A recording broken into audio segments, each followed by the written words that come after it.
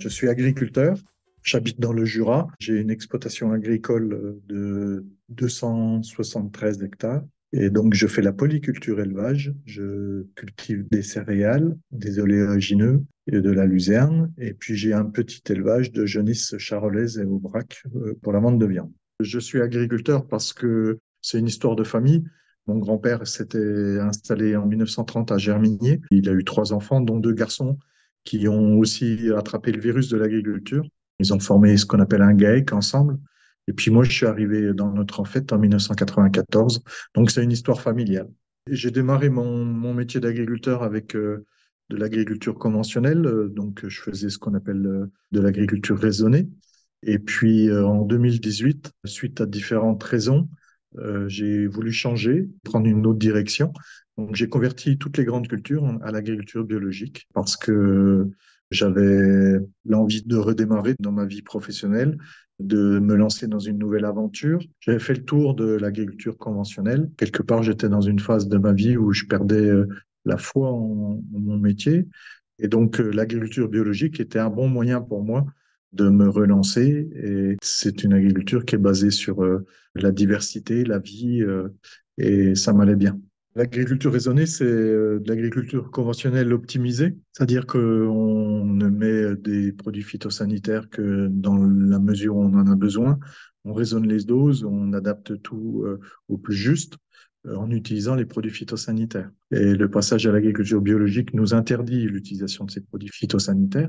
Et c'est un autre pas par rapport à l'agriculture raisonnée, c'est que là, l'agriculteur se retrouve au même niveau que les éléments de la nature et doit composer avec. Et donc, on est plus en chef d'orchestre, mais on n'est plus dans la maîtrise. C'est-à-dire qu'on est dans l'accompagnement. Et c'est en cela que le pas est fait, c'est qu'on passe de la maîtrise à l'accompagnement. En fait, ce qui s'est passé dans les grandes étapes de l'histoire de ma ferme, c'est que quand j'ai démarré mon installation, j'avais l'idée de vouloir faire de l'agriculture, mais en gardant du lien, parce que donc pendant mes études agricoles, j'avais une vie étudiante quand même sympathique. Ça faisait drôle de rentrer sur sa ferme, la ferme familiale, et de perdre tous ces liens. Et donc, je m'étais dit, je veux bien faire de l'agriculture, mais avec du lien. Et la vente directe et la transformation à la ferme sont un des meilleurs moyens aujourd'hui sur une ferme de se créer du lien. En plus, j'étais intéressé par tout ce qui était lié à la gastronomie, le produit alimentaire.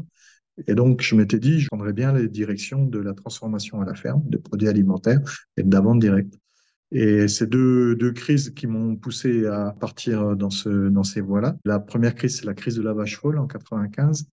Donc, on a eu nos cours de la viande qui ont chuté drastiquement parce que les gens s'étaient détournés de la consommation de viande de peur d'attraper la maladie de Creutzfeldt-Jakob.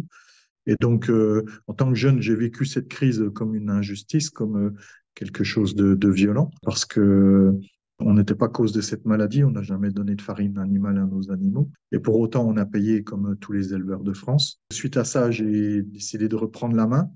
On a diminué le troupeau par 2 en termes d'effectifs, et puis on a créé une salle de découpe à la ferme et on s'est lancé dans la vente de viande directe sur notre ferme. Ça a été une première étape pour nous préparer à la vente directe, au commercial, au respect des normes sanitaires, parce qu'il faut être très sérieux à ce niveau-là. Et ça nous a préparé à l'étape suivante en 2005, qui est celle de la création d'une huilerie. Donc, je m'étais installé en 94 et de 94 à 2005, je n'avais connu que des cours du blé qui baissent tous les ans. On savait que notre blé allait être payé moins cher que l'année précédente. Et donc, ça, pareil, en tant que jeune, j'ai vécu ça comme une violence, comme une injustice. J'ai eu à nouveau envie de reprendre la main. Et le hasard a voulu que je voyage dans l'ouest de la France et j'étais rentré dans un magasin de producteurs, c'était un des premiers à l'époque. Et dans ce magasin, j'ai trouvé une bouteille d'huile de tournesol marquée produite à la ferme. Et j'ai acheté par curiosité. Je suis revenu à Germigné chez moi. Je l'ai goûté et c'était une découverte pour moi. J'ai découvert le vrai goût du tournesol parce que c'était une première pression à froid. J'étais producteur des graines de tournesol déjà qui partaient à notre coopérative et je me suis dit peut-être quelque chose à faire. À l'époque, 5-6 agriculteurs transformaient de l'huile à la ferme. Un m'a ouvert ses portes, m'a gentiment expliqué les b.a.-ba du process, de la production. Et rebelote, donc j'ai à nouveau plongé dans la piscine et on a investi dans une première huilerie. Et le 6 janvier 2006 sont sorties les premières bouteilles de l'huilerie de Germigné, donc de l'huile première pression à froid. On a développé la production, mais aussi le commerce. On a travaillé avec 150 petits magasins qui nous revendaient notre huile, surtout des fruitières à Comté. On est dans la région du Comté. Et puis arrive 2015 et en 2015, on commençait à rencontrer des clients sur les marchés dans lesquels on allait s'installer qui nous demandaient est-ce que votre huile est bio? On essayait de répondre en disant qu'on faisait de l'agriculture raisonnée. Et pour autant, ces clients-là passaient devant notre stand sans acheter notre huile, parce qu'ils voulaient vraiment du bio. Et au même moment, je commençais à perdre la foi dans mon métier parce que j'avais fait le tour de la question au niveau agricole, au niveau de l'utilisation des produits phytosanitaires, et je n'avais plus de matière à travailler.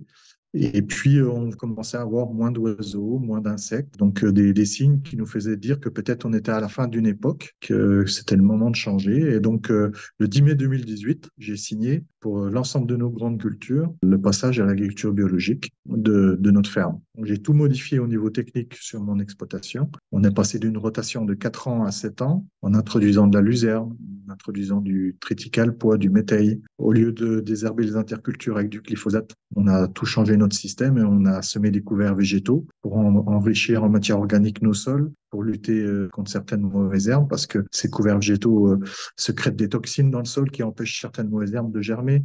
Et puis, ça a fertilisé nos sols puisque ces couverts végétaux viennent enrichir en matière organique le sol. Et puis, il y avait un dernier point que je n'avais pas du tout intégré, c'était le sujet de la biodiversité. Et c'est un accident qui m'a fait rappeler que cette biodiversité existait et il fallait qu'en tant qu'agriculteur, on s'en occupe. C'est en 2020, on a eu une grosse attaque d'un insecte qui s'appelle l'altise. C'est un insecte avec lequel on vivait toujours de manière pacifique. Il nous faisait un petit peu de dégâts, mais ça restait raisonnable. Et là, ça a dépassé les bornes puisqu'elle a détruit la totalité de ma culture. C'est un insecte qui pond ses larves dans le cœur du colza. Et les larves ensuite viennent détruire le bourgeon du colza. Et avec le gel, le colza est détruit. Et donc, j'ai étudié la question. Et je me suis aperçu en discutant avec des chercheurs de l'INRA, entre autres, que cette altise, elle a un prédateur, c'est une microguêpe, et que cette microguêpe vient pondre ses larves dans les larves de l'altise, et donc vient l'attaquer. Et dans un écosystème qui fonctionne bien, où tout est à sa place, les larves d'altise sont détruites à 90% par cette microguêpe. Donc les chercheurs ont été un petit peu sillonner les différentes plaines céréalières de France. Ils se sont aperçus que le taux de parasitage de 90% était passé de 30 à 40%. Et en fait, cette microguêpe, elle est en train de disparaître du paysage parce qu'elle est plus sensible que l'altise elle-même aux insecticides. Donc, en luttant contre les altises, c'est un cercle vicieux. On lutte aussi contre la microguêpe. Et puis, en ayant remembré, arraché les haies, supprimer les zones sauvages, tout cultiver. On a supprimé ces lieux de vie, ces lieux où elle se reproduit, où elle se loge. C'est un cas d'école de ce qu'on appelle la chute de la biodiversité. Et donc, j'ai décidé de travailler avec les moyens qui étaient les miens en agriculture biologique. Donc, depuis 3 ans, et sur un programme de 7 ans, je replante 1,5 km de haies par an, tous les hivers.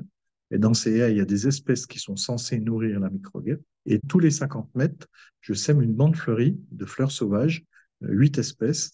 Et dedans, il y a quelques espèces qui sont aussi censées nourrir la microguêpe. Et pourquoi tous les 50 mètres? Parce que les chercheurs ont trouvé que la microguêpe, du lieu où elle vit, elle est capable de faire 25 mètres pour aller coloniser le champ cultivé et travailler sur les ravageurs de ce champ dans ces premiers 25 mètres. Et donc, tous les 25 mètres, on a au moins une bande ou une haie qui fait que le champ est couvert par l'insecte.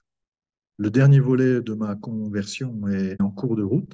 Donc, c'est plantation de haies et de fleurs. Et donc là, j'ai travaillé sur la rotation, j'ai travaillé sur les couverts végétaux, sur la fertilisation avec l'introduction de ma luzerne, et donc en ce moment avec les haies. Et je crois avoir fait le tour. Ce qui est important pour moi, c'est de dire que l'agroécologie, c'est quelque chose de multifactoriel. Si on ne change qu'une variable, c'est pour ça que j'ai du mal à concevoir qu'elle puisse être totalement efficace en système conventionnel, c'est que si on change une seule variable, on n'est pas sûr de réussir parce que c'est multifactoriel. Donc, il faut tout changer. Il faut en quelque sorte être, c'est un mauvais terme qui est souvent mal utilisé, mais il faut être radical, renverser la table pour essayer de se donner toutes les chances de réussir et d'essayer à ce que la soupe, entre guillemets, prenne. Les plantations, je ne fais pas ça tout seul. J'ai été aidé par une association qui s'appelle Jura Nature Environnement, qui a pris à bras-le-corps le dossier de plantation des haies sur le département. Je me suis fait aider aussi par la Chambre d'agriculture, qui a loué un technicien pour suivre la flore de mes bandes fleuries. Et puis aussi la Fédération de chasse, avec une technicienne qui est spécialisée en biodiversité. Et donc, cette même technicienne, elle a bâti un protocole pour essayer de réparer les insectes qui étaient dans les bandes fleuries. On s'est aperçu que ça attirait beaucoup d'insectes, différents insectes, des cirfes, des chrysopes, des coccinelles, des papillons, des araignées, des carabes, enfin toute une litanie. Et on a repéré cet automne la microguêpe. Elle a été détectée en quantité quand même assez importante. Et donc, ça nous donne de l'espoir pour dire que peut-être les choses sont en train de se mettre en place et que la régulation naturelle entre insectes va se jouer, quoi. Ce qu'on est en train de remarquer aussi, c'est que la vie des insectes est en train de repartir avec toutes ces populations qui se développent sur les bandes fleuries. Mais aussi, on a une petite faune qui est en train de se mettre en place. Et puis, je travaille aussi avec la LPO, la Ligue de protection des oiseaux. Il y a un monsieur qui s'appelle Jean-Philippe Paul qui est en train de décliner un protocole de suivi des oiseaux dans la petite plaine où on replante. Il a fait un état des lieux avant plantation, avant toute transformation, et il est en train de dérouler son programme sur 4 points d'écoute, de repérer les oiseaux qui y vivent. Et là, cet automne, on a trouvé une bande de busards Saint-Martin, apparemment des rapaces assez rares, et puis des hiboux des marais. On a l'impression que la vie repart, que la vie à nouveau prodigue. Ça donne pas mal de joie, quoi. Le ressenti de ces 3 années ou ces 5 années maintenant de passage à l'agriculture biologique, je crois qu'avec ce passage, j'ai jamais pris autant de risques dans ma vie professionnelle, aussi bien de risques techniques que de risques financiers. Et pour autant, je me suis jamais senti aussi serein au fond de moi. Je peux dire que ça aide à vivre ces grandes transformations. C'est pas neutre, c'est ce qui nous accompagne, quoi, et ce qui nous permet d'aller au bout.